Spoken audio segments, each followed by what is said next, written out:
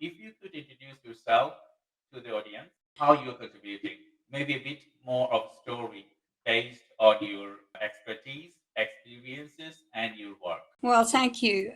Yes, I belong to a very large family. Was the only girl in a big family. And as a child, I was expected to not want to be too ambitious. Unfortunately, the family did not understand that I was ambitious, that was what my brother showed me I could be. And so I set out.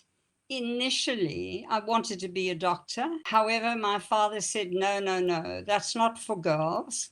And so I went into science and I did a degree in nutrition and dietetics. And that's how I started out my professional career.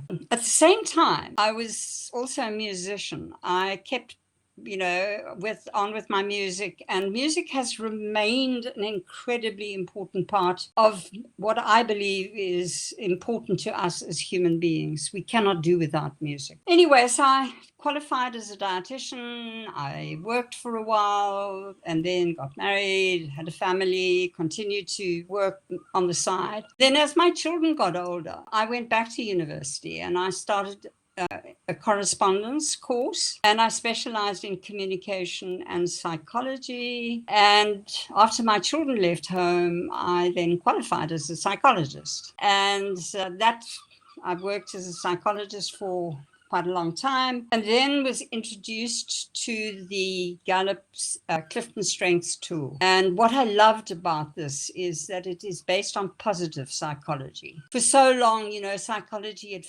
had really focused on what was wrong with people and how did you make it right. And the big thing about CliftonStrengths is it focuses on what is right with people and how can we develop that. So that was my most recent qualification.